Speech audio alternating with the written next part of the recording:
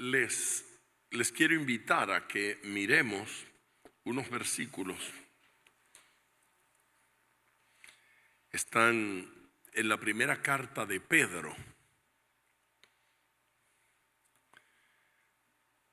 en el capítulo 1 de esa carta.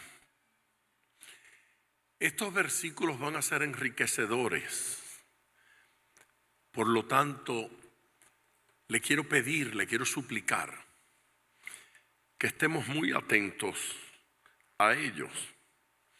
Es muy probable que cuando leamos los versículos la primera vez, no nos digan mucho, o cuando menos no nos digan lo suficiente. Pero esa es la particularidad que tiene la Biblia, que mientras más la leo, más descubro, más me habla el Señor y más me afecta. No hay ningún problema en acercarse a la Biblia como literatura, eso no es malo. No hay problema en acercarse a la Biblia con una mentalidad teológica o de estudiante. Pero siempre debemos acercarnos a la Biblia con actitud devocional, entendiendo que a Dios se le adora. Y que cuando leemos la Biblia y cuando participamos del culto, de la reunión cristiana, estamos adorando al Señor. Es un problema cuando la reunión cristiana es solo tiempo de comunión con los hermanos, tiempo de pasarla bien con gentecita a la que amo. Pues yo disfruto estar con la gentecita a la que amo. Mire, tan real es eso que no importa en qué país yo esté y no importa cuán bien la esté pasando allí, el domingo extraño estar en capilla. Se me hace difícil estar en otro lugar un domingo como este. Así es que qué alegría para mí de estar con ustedes en el día de hoy. Hemos estado estudiando el Evangelio según Juan los días miércoles. Ya yo perdí la noción de cuándo fue que comenzamos. Estaba tratando de ver si les decía que es 1 año y medio que nos hemos tardado en estudiarlo, o 2. Por ahí veo manitas que se levantan y hacen, no, 1 año y medio no, van 2 años. Si alguien dijera 3, yo diría, se lo vendo al mejor postor, se lo llevó. No, yo no sé. Pero hubiese sido un pecado espantoso haberme acercado a ese libro con prisa de terminarlo. Yo tengo mis conflictos con algunas costumbres, como por ejemplo esa de tengo que leer la Biblia en 1 año o en 6 meses. No es problema leer la Biblia en 6 meses o en 3 meses o en 1 año, no es problema. Pero quien crea que porque la leyó en 1 año ya no tiene más que buscar en la Biblia, se ha engañado a sí mismo. Este es un libro que usted lo va a leer el resto de su vida y nunca terminará de aprender de él. Y le aseguro que en cada lectura encontrará cosa nueva y cosa edificante y cosa que bendice. Vamos a mirar nuestros versículos en el día de hoy. Me van a excusar si ven que en algún momento coloco en mi boca una pastilla de estas para la tos. Será menos incómodo ver que tengo la pastillita en la boca que oírme toser. Por tanto, versículo 13, capítulo 1, versículo 13. Por tanto, ceñid los lomos de vuestro entendimiento, sed sobrios y esperad por completo en la gracia que se os traerá cuando Jesucristo sea manifestado. Como hijos obedientes, no os conforméis a los deseos que antes teníais estando en vuestra ignorancia, sino como aquel que os amó es santo, sed también vosotros santos en toda vuestra manera de vivir. Porque escrito está: sed santos, porque yo soy santo. Y si invocáis por Padre a aquel que sin acepción de personas juzga según la obra de cada uno, conducíos en temor todo el tiempo de vuestra peregrinación, sabiendo que fuisteis rescatados de vuestra vana manera de vivir, la cual recibisteis de vuestros padres, no con cosas corruptibles como oro o plata, sino con la sangre preciosa de Cristo, como de un cordero sin mancha y sin contaminación, ya destinado desde antes de la fundación del mundo, pero manifestado en los postreros tiempos por amor de vosotros, y mediante el cual creéis en Dios, quien le resucitó de los muertos y le ha dado gloria, para que vuestra fe y esperanza sean en Dios. Se formula la pregunta: ¿por qué debo ser santo? ¿Por qué tanto énfasis en la santidad? ¿Por qué es importante el tema de la santidad para nosotros? Pues en primer lugar debo decir que no se enfatiza tanto en la santidad como tendríamos que haber enfatizado.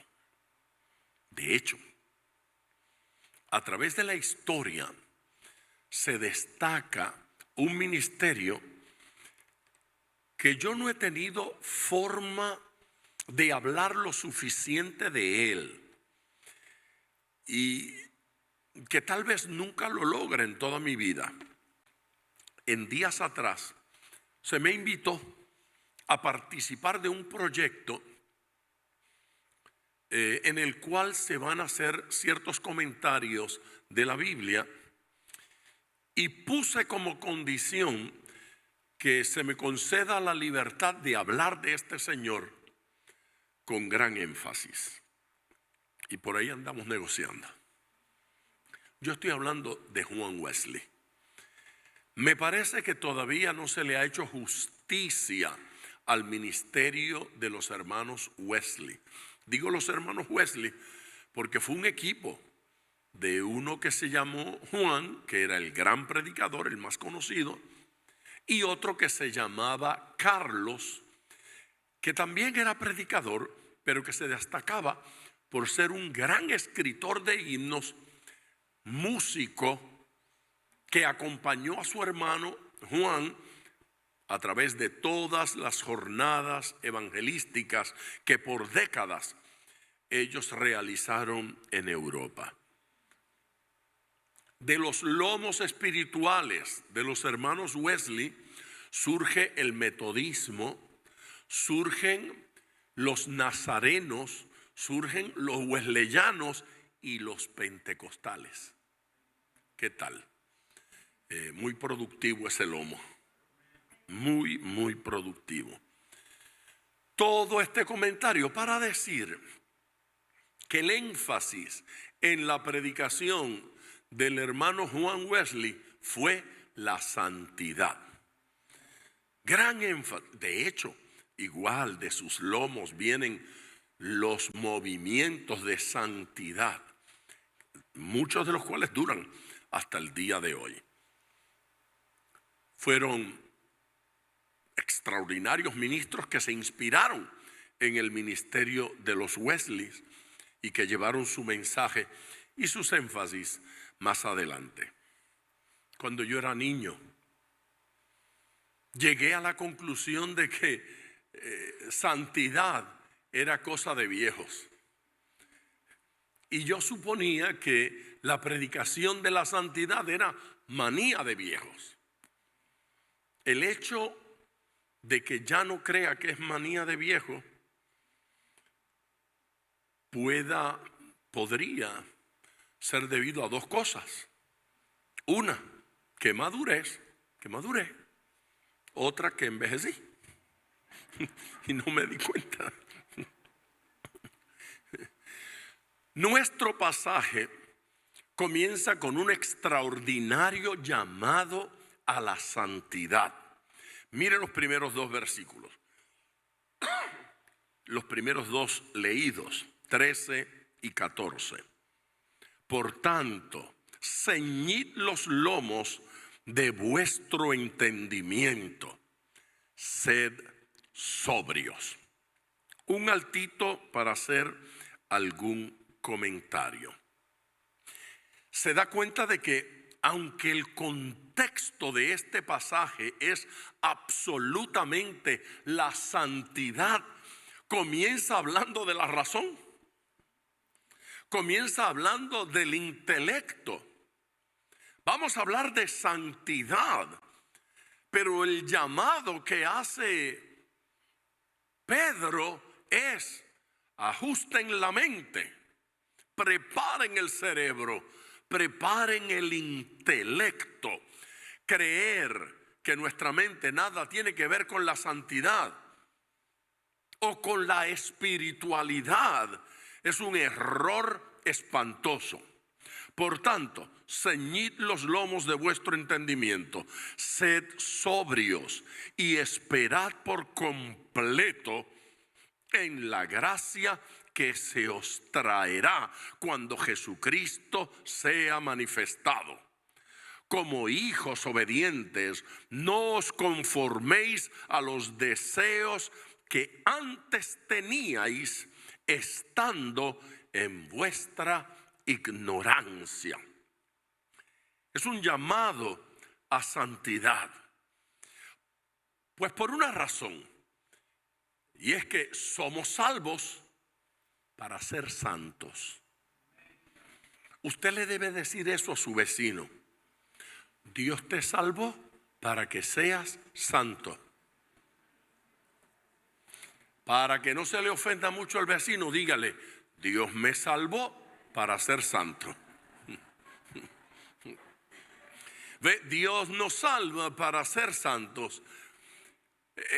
Error garrafal que cometemos es creer que Dios nos salva para que nos vaya bien. Dios nos salva para prosperarnos. Yo no estoy diciendo que no nos va a ir bien, y yo no estoy diciendo que la voluntad de Dios no sea nuestra prosperidad. Yo estoy diciendo que Dios tiene un plan superior a eso con nuestras vidas. Dios nos salvó y nos quiere sanar, sí, pero Dios no nos salvó para sanarnos. Sin duda, el Señor quiere nuestra salud física, emocional, espiritual. Dios quiere nuestra salud en todos los sentidos. Pero aquí la Biblia enseña que el plan de Dios para con nosotros es que los salvos sean santos. Él quiere que seamos santos. Amén. Esa expresión, ceñid los lomos de vuestro entendimiento, yo la he discutido aquí en otras ocasiones, partiendo de este pasaje o de algún otro pasaje. Eso de ceñid los lomos es una expresión así medio proverbial, Como cuando nosotros decimos que hay que arremangarse, o sea, subirse las mangas porque vamos a hacer alguna cosa. Usted va a trabajar y tiene que remangarse, tiene que levantarse las mangas, ajustarse el cinturón. La idea que comunica ceñid los lomos de vuestro entendimiento es prepararse para actuar, prepararse para la acción. Para Pedro, santidad no es simplemente un estado espiritual, es una conducta. Santidad es conducta correcta, conducta que agrada a Dios, conducta que se aleja de aquello que Dios no quiere. Prepárese para actuar. Le está diciendo, preparen la mente, preparen el pensamiento. Y con eso está dejándonos ver que si nosotros no nos preparamos para vivir en santidad, no vamos a vivir en santidad. Si no nos disponemos desde el pensamiento a vivir en integridad, si somos suaves con ideas que no son santas, eventualmente vamos a caer en esa conducta que no es santa. La idea de ceñir los lomos es recoger la túnica, recoger las mangas. ¿Ha visto como cuando una mujer va a hacer una tarea fuerte, agarra las sayas y las acomoda y las prensa con sus rodillas para hacer algún trabajo? Ella ciñó los lomos. Esa expresión se utilizaba para los atletas. Esa expresión se utilizaba también para los soldados. Y se utilizaba también para cualquier forma de trabajo. Alguien se ceñía los lomos porque iba a pintar o porque iba a hacer limpieza. O no iban a pasar el vacuum cleaner, pero hoy sería así. Se ceñía los lomos porque iba a la batalla. Había que prepararse mentalmente, había que prepararse físicamente, había que prepararse emocionalmente. Pedro está utilizando esa expresión como si nos estuviese diciendo: esto de ser santo es asunto de guerra, es asunto de trabajo, es asunto de esfuerzo. No es solamente algo que Dios hace, pero también es algo que nos manda a hacer. Es algo en lo cual Él participa y es algo en lo cual nosotros participamos. De inmediato el comentario es: sed sobrios. ¿Por qué sobrios? Sobrio allí se puede traducir también como dominio propio. Le está diciendo: el que es santo tendrá que estar en control de sí mismo. El descontrol es falta de santidad. En ausencia de santidad nos descontrolamos. Se nos descontrola la lengua, el pensamiento, el corazón, las acciones. Sed sobrios. Lleva la idea también de sensatez, lleva la idea de balance y lleva la idea de juicio. Así es que el santo es juicioso. El santo es sensato, el santo es balanceado, el santo mantiene autocontrol. El hermano es santo, pero de lengua suelta. No es santo, no es santo.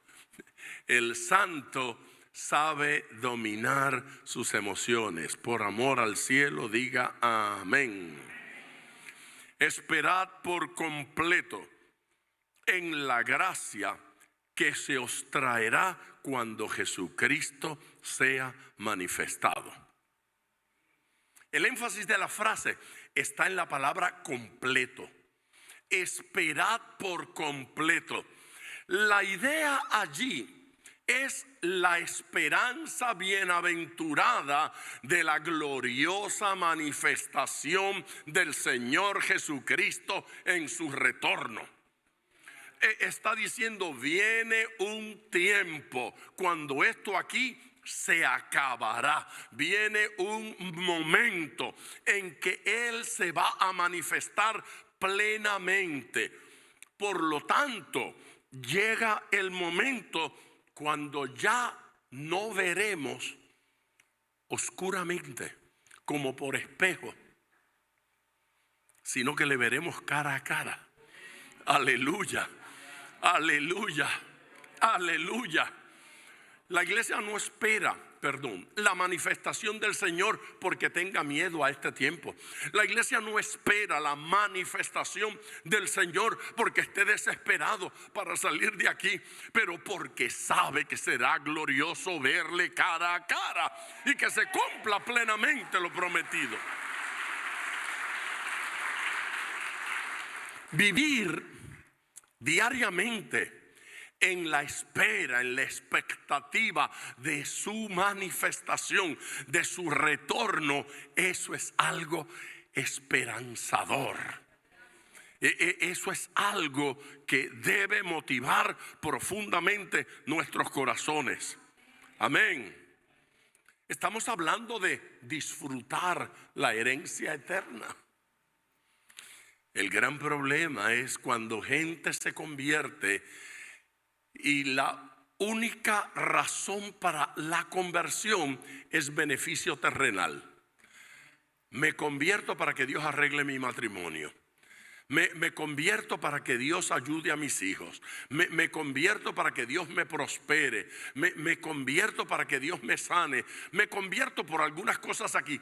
¿Sabe cuál es el problema? Que cuando alguna de esas cosas fallan, entonces la relación de esa persona con Dios también falla. También falla. Si no soy prosperado, como dijo fulano, entonces es que Dios no está conmigo. Si no se abren las puertas, como dijo sutano, si no recibo sanidad, como dijo mengano, si no pasan esas cosas que yo visualizo que deben pasar acá en la tierra, entonces es que el Señor me ha dejado y no estoy bien con Él. Oiga, mi gente, la mente de Dios está puesta en una herencia gloriosa que ha preparado para usted. Y debemos vivir en eso. Debemos vivir en la expectativa de que eso viene, porque si no, sería aterrador mirarse en el espejo cada mañana. Bueno, no es aterrador hasta cierta edad, pero de cierta edad en adelante, mi gente, es mejor que no hayan espejos en la casa. Esta mañana llegó un hermano a mi oficina y dijo, ¿qué le pasó a su pelo? Yo le tenía que decir tantas cosas que no dije nada. Pero yo dije, con este catarro, con este dolor en los huesos, con 2 cepilladas fue lo único que me pude dar en el pelo. Pero aparte de eso no tiene uno ganas. No tiene ganas. Hubo una época en que acomodar el cabello era más fácil. Pero entonces cuando me estoy acostumbrando a traerlo para un lado, comienza a desaparecer en otro lado. ¿Qué pasa aquí? Y entonces llévalo para allá.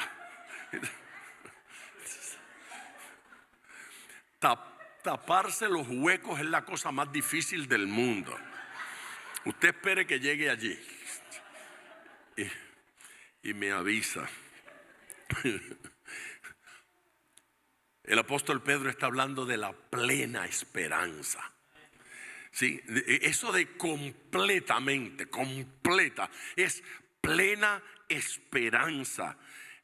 Sin duda alguna, estoy plenamente convencido de que esa herencia está segura, de que mi Señor se va a manifestar y que eso será lo mejor y más importante en mi vida.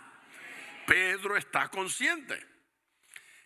Y entonces utiliza una expresión para referirse a los lectores que debemos considerarla. Hijos de obediencia. Los llama hijos obedientes o hijos de obediencia. Es buena traducción lo de hijos de obediencia, porque esta es la misma expresión, pero en positivo, que habíamos visto en otro pasaje, cuando se le llama a los pecadores hijos de desobediencia. Recuerda que Judas era un hijo de desobediencia. Bueno, no es único hijo. La desobediencia tiene más hijos. Todo pecador es un hijo de desobediencia. Todo pagano es un hijo de desobediencia. Toda persona que no se convierte a Cristo es un hijo de desobediencia. Pero aquí llama a los creyentes hijos obedientes, hijos de obediencia. Me gusta. Son hijos obedientes por varias cosas. En primer lugar, porque ya obedecieron a la fe convirtiéndose, aceptando la gracia. Eso es un acto de obediencia. Porque su salvación no es un proyecto que usted origina y de lo cual usted convence a Dios. Es un proyecto que Dios origina y le convence a usted. Quien está interesado en su salvación más que usted es Dios. Es Dios quien lo preparó de antemano. Es Dios quien se ocupó de su necesidad. Es Dios quien ha estado pendiente y ha provocado ciertas cosas para que finalmente usted respondiera de manera correcta. Al que responde se le llama hijo de obediencia. Al que se niega se le llama hijo de desobediencia. Si la obediencia no fuera un acto de la voluntad, entonces no habría condenación. Ve, a nadie se le ocurre pelearse con esa columna porque no se mueve.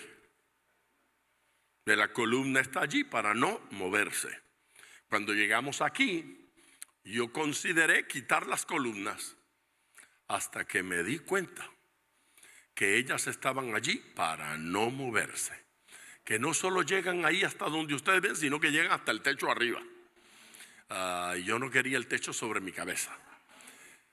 Ellas tienen que permanecer allí, pero no deben ser felicitadas. Ve, usted no felicita a alguien que no puede menos que hacer lo que está haciendo. Columna, te felicito por estarte quieta. Eso es una locura. Si la columna no tiene posibilidades de moverse, entonces ¿por qué la felicita? O sea, usted no felicita al gato por nacer gato, ni al perro por nacer perro. Usted no felicita al conejo por ser conejo. No, usted lo felicita si hace algo impresionante. ¿Sí? Si usted llega a un lugar y están jugando dominó como el día martes, y de un lado está el perro y del otro lado está el dueño, y el dueño juega, tira su ficha y el perro responde con otra ficha. ¿No? Mire, aunque el perro pierda el juego, hay que felicitarlo. Es necesario. Qué maravilla de perro. Porque no se espera que él haga eso.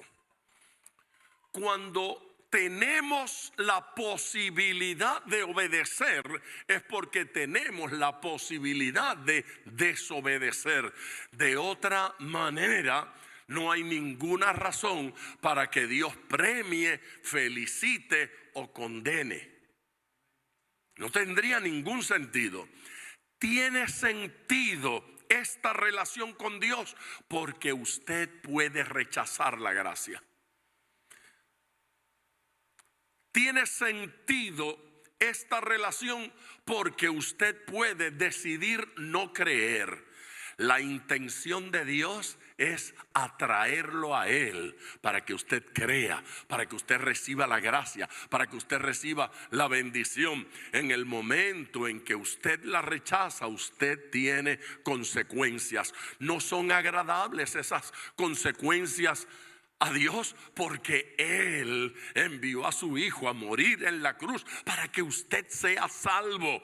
Así es que no es alegría para Dios que usted se condene, no es alegría para el Señor que se pierda la gente. La intención y el deseo de Dios, dice la Biblia, es que todos sean salvos, que todos procedan al arrepentimiento. Ese es el plan de Dios para con usted, que proceda al arrepentimiento. Hijos obedientes, porque la naturaleza misma de los hijos de Dios, que comienza con la obediencia y conversión, la naturaleza misma es obediencia. Un hijo de Dios, por definición, es obediente. Un hijo de Dios, por naturaleza, cree, obedece y sigue a su Señor. Ha entendido que el sabio es Él, que el poderoso es Él, que el que ama es Él y que la voluntad de Él es nuestra salvación. Amén. En Efesios, Pablo llama a los inconversos hijos de la desobediencia. Efesios 2:2 creo que es. Y cierra el pasaje diciendo Pedro: no os conforméis. Esa expresión quiero que la miremos nuevamente. No os conforméis a los deseos que antes teníais estando en vuestra ignorancia. Esa experiencia la llama estar en ignorancia. Llama al no convertido ignorante. Antes de convertirnos éramos ignorantes. Nos llegó la palabra, nos alumbró el entendimiento y los hijos de obediencia obedecieron. Los hijos de desobediencia decidieron no obedecer, decidieron no responder. La expresión no os conforméis está dirigida a creyentes a los cuales se le dice: no se amolden a los deseos que tenían antes. ¿Por qué? Porque hay creyentes que después de un tiempo comienzan a desear aquellos tiempecillos antes de ser salvos que le producían ciertos placeres y deciden tener cierta tolerancia hacia ellos. El apóstol nos está diciendo aquí que eso lo aprendimos, nos vino en el ADN familiar. Y está diciendo que tengo la autoridad para dejar que eso me moldee o moldearme yo con la palabra del Señor. Ese no os conforméis es el mismo exactamente que utiliza en el capítulo 12 de la carta a los Romanos, versículo 2, cuando dice: no os conforméis a este siglo. En Romanos dice: a este siglo, a esta forma de vida, a este estilo, a esta época. Acá dice lo que es lo mismo: a los deseos que usted tenía antes de convertirse. No vuelva a eso, no se deje moldear por eso.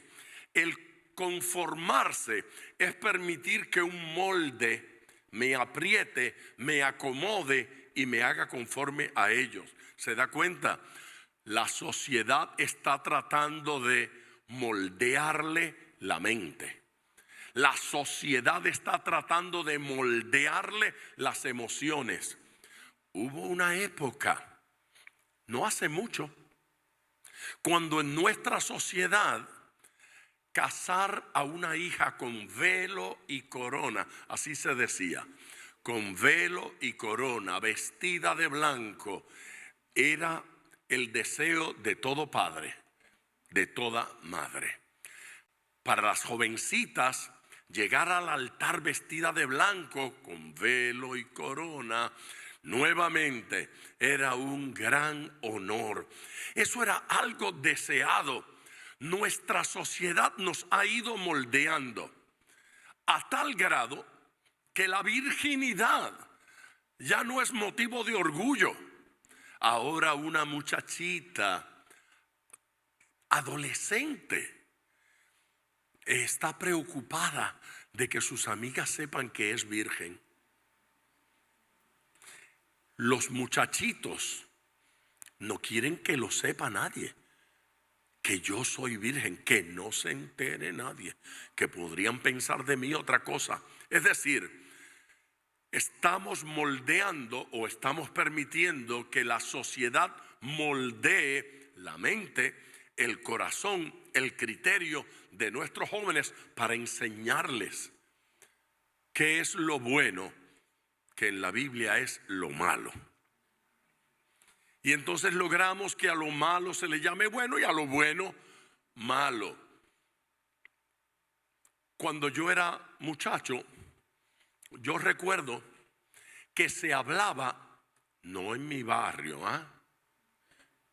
en el próximo barrio, habría una señora que en la trastienda de su negocio practicaba abortos.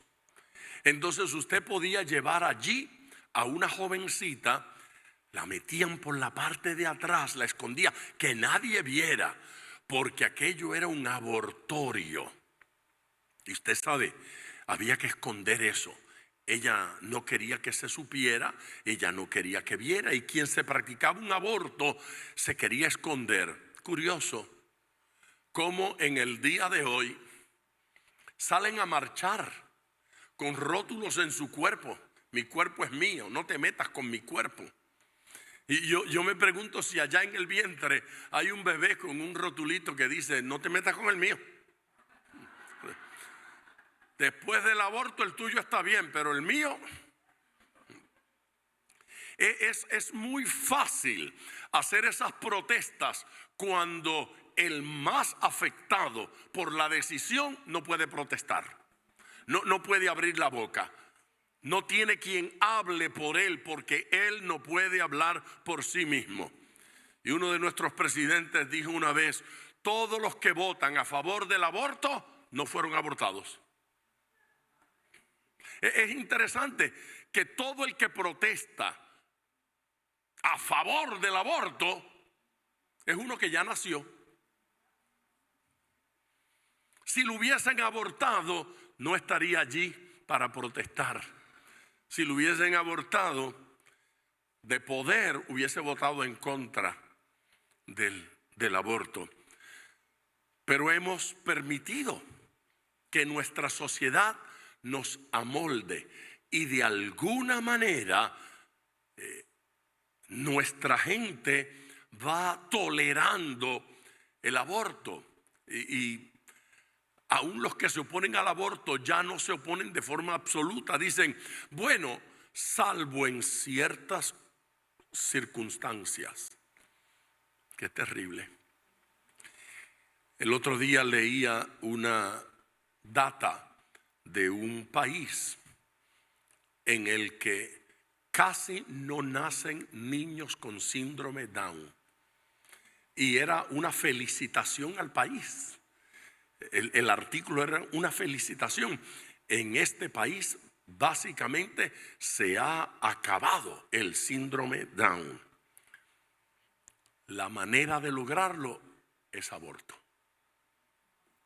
La manera de lograrlo es detectar que hay síndrome Down en el bebé en el vientre y asesinémoslo, así no tenemos. De esa manera podemos acabar con cualquier cosa. Con cualquier cosa. Así es que nuestra sociedad nos va moldeando y nos hace sentir que los cristianos son gente rara. Pues yo debo parecerle muy raro a esta gente, pero créame que me importa poco. Yo voy a seguir peleando por los derechos de esos bebés que todavía no han nacido. Se requiere. No os conforméis a esos deseos, no os conforméis a este siglo. Estamos hablando de santidad. Lo que pasa es que para Pedro la santidad es práctica. La santidad no es un estado mental, no es una visita a nirvana. La santidad es práctica, es de aquí y es del diario vivir. A partir de allí, entonces, Pedro nos señala tres razones por las cuales debemos querer ser santos. La primera de ellas, mire los versículos 15 y 16 nuevamente. La razón por la cual debemos ser santos, dice allí, es porque el Dios que nos llamó es santo. Ya usted le dijo a su vecino que Dios le había salvado para ser santo. Ok, háblele otra vez. Dígale, Dios es santo. Sí, Dios es santo. Versículo 15. Mire cuánto contenido. Sino como aquel que os llamó es santo, sed también vosotros santos en toda vuestra manera de vivir. Aleluya, aleluya. Así es que el Dios que nos llamó es santo. ¿Cómo me voy a relacionar con un Dios santo si no soy santo? ¿Se da cuenta? Cuando hay una persona sucia, maloliente, es difícil que alguien higiénico y oloroso quiera relacionarse. Dame un abrazo. Báñate primero. ¿No es cierto? Sí, así es que funciona esto. No funciona de otra manera. El Dios santo quiere hijos santos. Los hijos de Dios deben desear ser santos como Él es santo. Así es que el motivo principal para querer ser santos es la santidad de Dios. El hecho de que Él sea santo inspira. Si el poderoso, el sabio, el grande, el creador del universo se caracteriza por ser santo, y es uno de sus nombres, santo, entonces debemos querer nosotros ser igualmente santos, conforme al santo que nos llamó. De hecho, Pedro aquí termina comentando, porque escrito está. ¿Sí? Escrito está. Y ese escrito está es porque él está citando unos versículos del libro de Levíticos. No los voy a leer por cuestión de tiempo, pero les doy la cita. Levíticos 11:44, Levíticos 19:2 y Levíticos 20:7. Termina el versículo diciendo: en toda vuestra manera de vivir. ¿Sí? Sed santos porque yo soy santo. Y si nosotros no vemos, si nosotros no captamos que sed también vosotros santos porque yo soy santo, tiene todo el sentido del mundo. Si nosotros no captamos eso, nosotros nunca vamos a amar la santidad y anhelar y desear tener como objetivo en nuestras vidas caminar en rectitud y en santidad delante de Dios. Esa expresión, con toda vuestra manera de vivir, debemos entenderla. Cuando Pedro habla de toda vuestra manera de vivir, ¿sabe que esa expresión en otros lugares se ha traducido como sentarse y levantarse? Esa expresión se ha traducido de un lado y del otro. Es decir, allí dice ser santo o sed santo al sentarte, al estar sentado y al estar de pie. Sé santo cuando duerme y cuando está despierto. Sé santo cuando entras y cuando sales. Sé santo cuando hablas y cuando oyes. Sí, cuando miras y cuando actúas. Allí está diciendo, Pedro lo traduce, en toda vuestra manera de vivir. No podemos ser selectivos y decidir en qué aspecto de nuestra vida voy a ser santo. En este otro, bueno, eso no me interesa mucho. Hay gente que son santas en cosas en distintas épocas de su vida. Hubo una época cuando era muy santo en esto, no en aquello. Y luego la vida cambió. Ahora es santo en lo otro, pero no en lo primero. Y somos selectivos. Creemos que podemos abandonar. No funciona así nuestra relación con Dios. ¿Sí? El Dios que nos llamó es santo y quiere que seamos santos en toda la forma en que vivimos, toda manera de vivir. Segunda razón por la cual debemos ser santos. Mírela en el versículo 17. Y si invocáis por Padre a aquel que sin acepción de personas juzga según la obra de cada uno, conducíos en temor todo el tiempo de vuestra peregrinación. ¿Qué dice allí? Que el que es nuestro Padre también va a ser nuestro juez. Y que por lo tanto hay que caminar con temor. Ese versículo me hizo intentar imaginarme la escena. Yo entré a la corte en mi mente. Me llevaban arrestado en mi mente, con las esposas puestas. Y voy entrando hacia el tribunal y cuando se abren las puertas que yo me volteé, en el estrado estaba mi papá. Y yo dije, aleluyita. La pregunta es, si conforme a este pasaje usted ve a su papá en el estrado, ¿eso es una buena o una mala noticia? ¿Es motivo de alegría o es motivo de preocupación?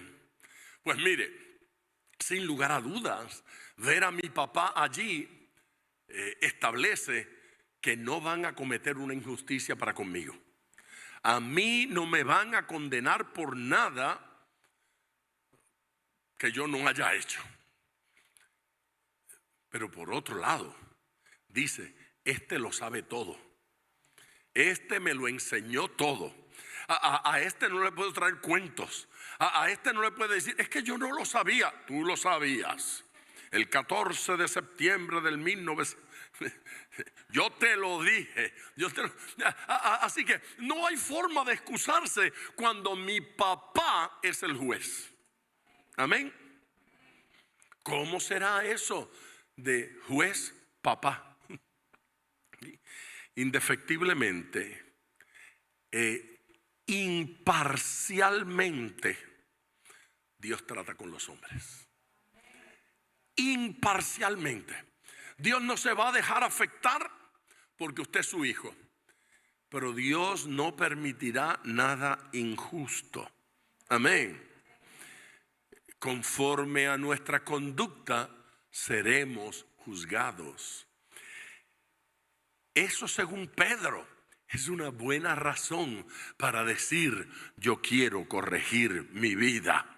Rendiremos cuenta al que lo sabe todo. Rendiremos cuenta a nuestro papá. Eso de querer ser santo tiene que ver con que en determinado momento rendiremos cuenta delante de Dios. Se requiere arrepentimiento.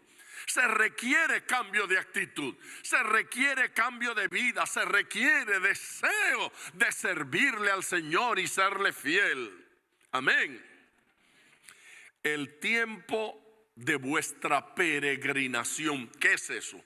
el tiempo de vuestra peregrinación. Pedro está llamando al tiempo que pasamos acá en la tierra nuestra peregrinación. El tiempo aquí en la tierra, Pedro lo ve como un peregrinaje. ¿Por qué un peregrinaje? Porque nos está diciendo, estamos en este planeta legalmente, pero no somos de aquí.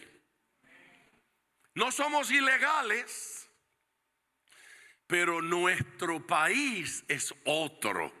Aleluya. Nuestro reino es otro. Jesús dijo, mi reino no es de este mundo. Nosotros pertenecemos a ese reino del Señor.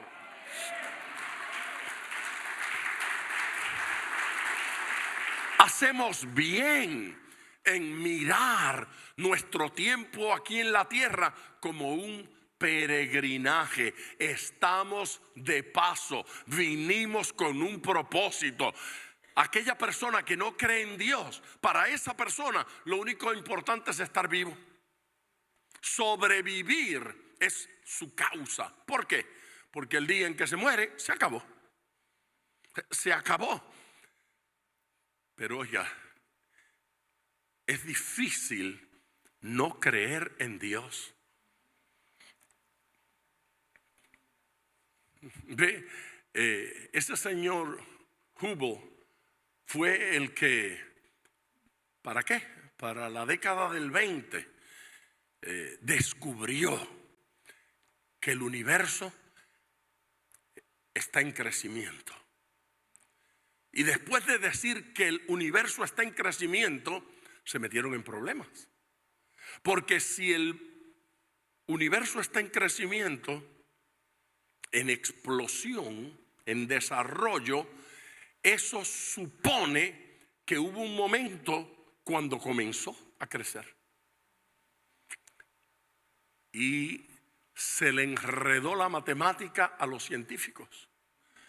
Si aceptamos lo que Hubble está estableciendo, entonces hay un momento cuando esto comenzó.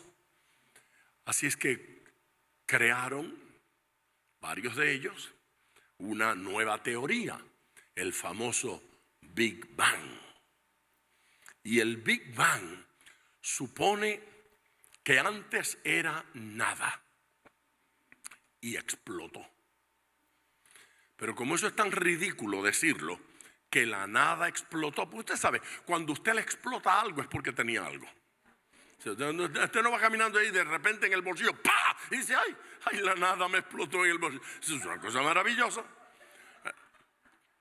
Mi papá no quería que lleváramos de esos petardos, ni firecrackers, ni nada de eso a la casa. Y entonces mi hermano y yo los metíamos escondidos para después salir el 4 de julio a tirar cosas. Y en la Navidad y todo eso. Así que era escondido. Si una broma de esa explotaba, o sea, hubiese sido tan maravilloso que mi papá hubiese creído en el Big Bang este ridículo para decirle, papá, nuevamente ha ocurrido. La nada explotó. Me explotaba la cara. Absurdo. La nada no explota.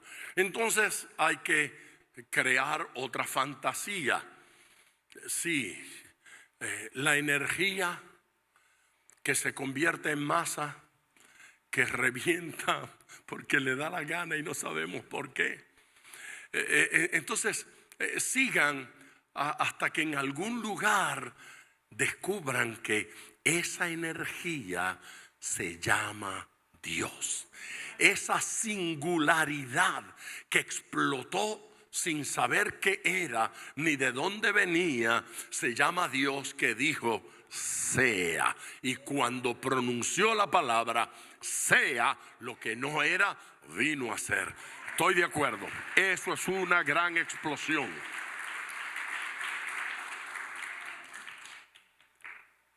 Quien no cree en Dios, entonces la única cosa que tiene sentido en la vida es estar vivo.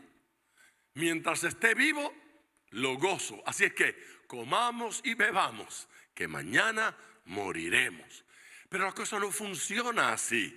Cuando hay un Dios que es la fuente de vida, cuando hay un Dios creador del universo, nosotros debemos saber que a la vuelta de la esquina tendremos que volver a verlo. Él es nuestro papá y es nuestro juez. Hay que responderle. Hay una tercera causa, una tercera razón en las palabras del apóstol Pedro. Mira los versículos 18 y 19. Y ese motivo es que fuimos rescatados por alto precio. ¿Quiere encontrar una razón para ser santo? Si el hecho de que Dios es santo no le motiva a ser santo, si el hecho de que vamos a rendir cuentas no le motiva tampoco a ser santo, considere la tercera razón que da Pedro. Pedro dice, para mí, el hecho de que Él sea santo, dice que yo tengo que ser santo. Número dos, Pedro dice, para mí, el hecho de que voy a rendir cuentas, dice que tengo que ser santo. Pero si eso no le convence, considere el versículo 18 y el 19, porque allí dice que la sangre de Cristo pagó el precio de nuestra salvación. Eso es una buena razón, sabiendo que fuisteis rescatados de vuestra vana manera de vivir, la cual recibisteis de vuestros padres, no con cosas corruptibles como oro o plata, sino con la sangre preciosa de Cristo, como de un cordero sin mancha y sin contaminación. Bien fuerte ese aplauso al Señor. Bien fuerte.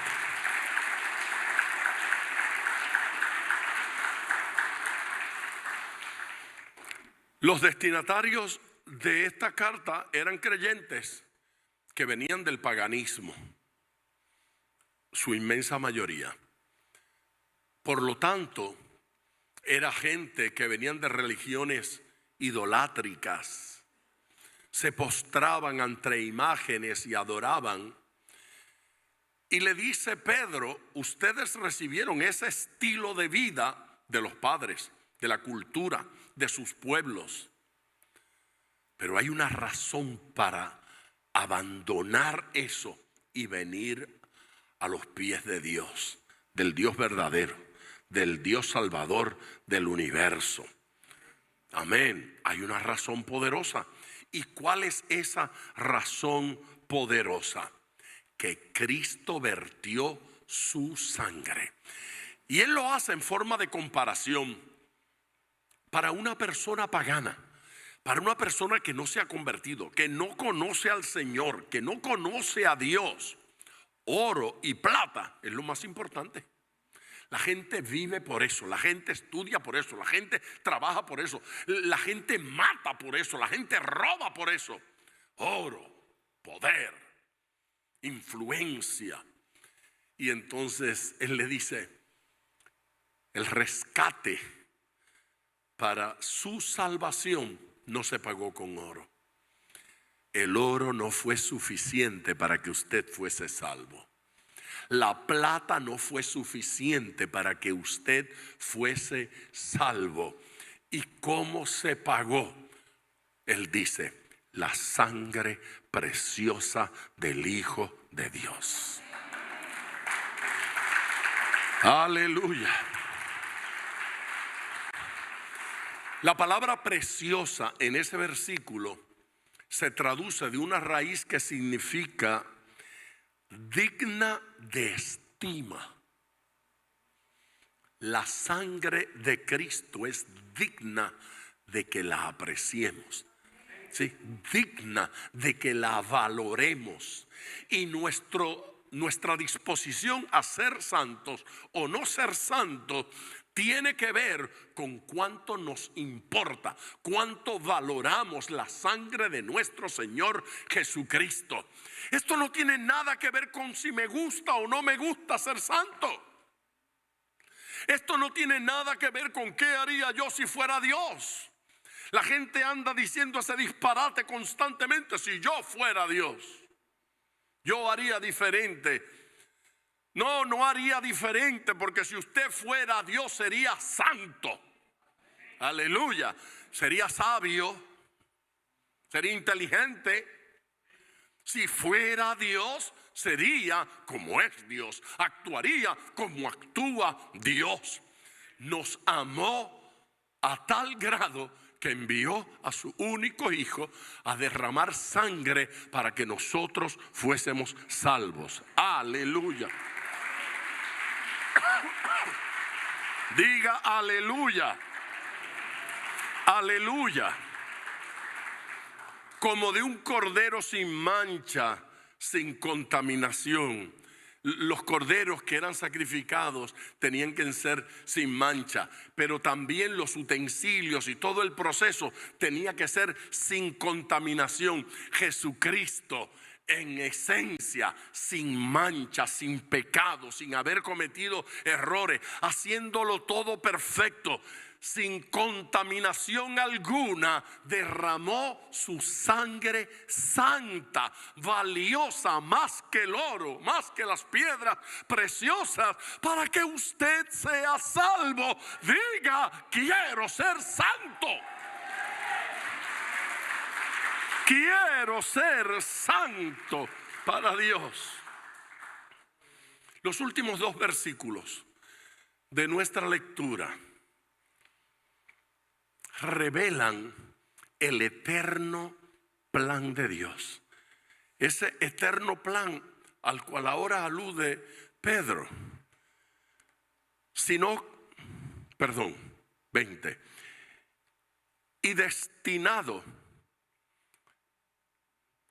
desde antes de la fundación del mundo, pero manifestado en los postreros tiempos por amor de vosotros, mediante el cual creéis en Dios, quien le resucitó de los muertos y le ha dado gloria, para que vuestra fe y esperanza sean en Dios. Destinado, dice, ¿no es cierto?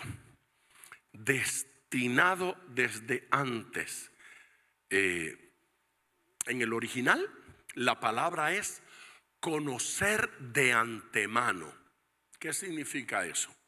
Que Dios siempre supo que su Hijo tendría que venir a salvarnos. Que Dios siempre supo que el hombre iba a pecar. A ver, en una palabra, a Dios no le sorprendió el pecado de Adán. A Dios no le tomó por sorpresa el pecado de Eva, y tampoco los suyos y los míos.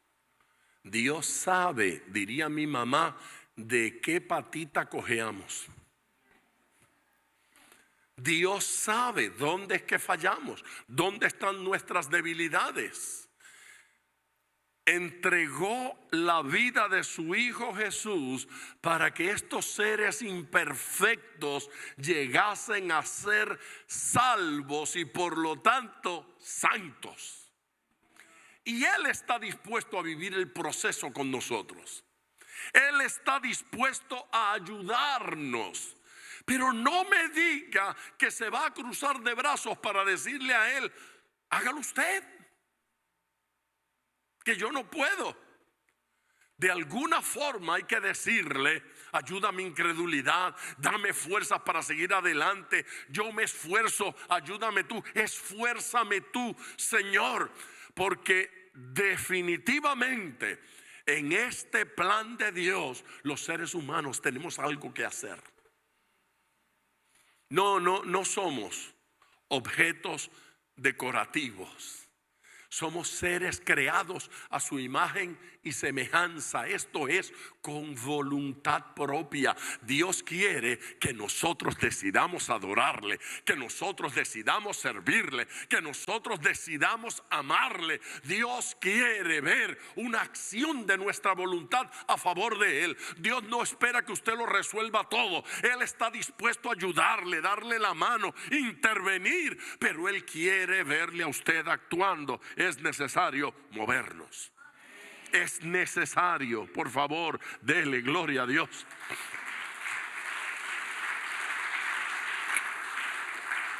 El mundo no había sido fundado y Dios sabía que íbamos a fallar. Y ya Cristo estaba dispuesto a hacerlo. No hay manera en que yo pueda explicar cuán valiosa es esa sangre que se derramó por nosotros. No hay manera, no hay forma que yo pueda explicar de alguna manera. No hay manera de encontrar una ilustración para decir cuánto su salvación le costó al Señor. Entendiendo eso, solo resta decirle al Señor: ayúdame, yo quiero ser santo. Ese misterio que estuvo oculto por las edades, la encarnación de Jesús, es sorprendente para mí. ¿Cómo lo llama una y otra vez? El misterio que ni los profetas entendían. ¿Cuál fue ese gran misterio? Que no pudiendo el hombre salvarse, Dios decidiera enviar al unigénito. Es como para ver a los ángeles gritar: ¿qué? Manda a Miguel, el arcángel. Manda a otro. ¿Cómo que Jesús? ¿Cómo que la segunda persona de la Trinidad? Yo voy y los salvo. Nunca terminaremos de entender cuán maravilloso fue ese gesto. Dios envió a su Hijo, el misterio de la encarnación. Jesucristo muere en la cruz del Calvario, el misterio de su muerte. Jesucristo resucita al tercer día, el misterio de la resurrección. Cristo es levantado y exaltado por el Padre, llevado al cielo, el misterio de la exaltación. Y aquí estamos en el día de hoy por una sola razón: así de mucho nos amó Dios. Solo se puede explicar repitiendo lo que Juan registra en el capítulo 3 de su evangelio. Porque de tal manera amó Dios al mundo, que dio a su único Hijo, para que todo aquel que en Él cree no se pierda, mas tenga vida eterna.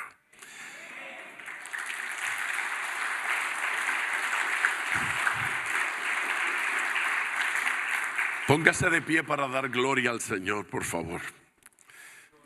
Póngase de pie para bendecirlo. Tomemos unos instantes para dirigirnos al Señor. Si siente la necesidad, la urgencia de rendir su vida a los pies de Cristo, este es el momento para hacerlo. Unos segundos para que decida si este es el día en que anhela ser transformado y cambiado para servirle al Señor.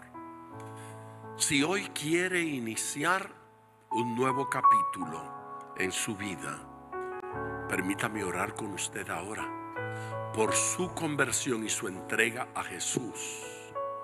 Si usted desea nueva vida en Cristo, donde está, levante su mano para saber que debo orar con usted. Si Dios le bendiga. Quiero saber si hay alguien más, además de esta persona. ¿Hay alguien más que le dice a Jesús: te necesito, Señor? Sí, amén. Dios le bendiga a usted también. Amén. Gloria a Dios. Esas 3, 4 personas son personas que vienen aquí con regularidad, pero que hoy quieren afirmar su decisión en Cristo. Señor, yo oro con estas zonas que han indicado con su mano el deseo de iniciar un nuevo capítulo en su vida y en su relación contigo. Ruego para ellos perdón y ruego para ellos el derramamiento de tu Espíritu Santo y de tu gracia sobre sus vidas. Tu bendición sea abundante. Concédeles en el día de hoy experiencias nuevas, renovadoras, experiencias transformadoras, que los cambie para bien. Y a todos los presentes, Señor, que hoy sintamos el impulso, la motivación de tu Espíritu Santo a querer ser santos. Que no veamos la santidad como cosa lejana, sino como cosa alcanzable. Gracias por lo que ya hiciste en nosotros y gracias por lo que va ocurriendo día a día. Así te alabamos hoy, en el nombre de Jesús. Amén.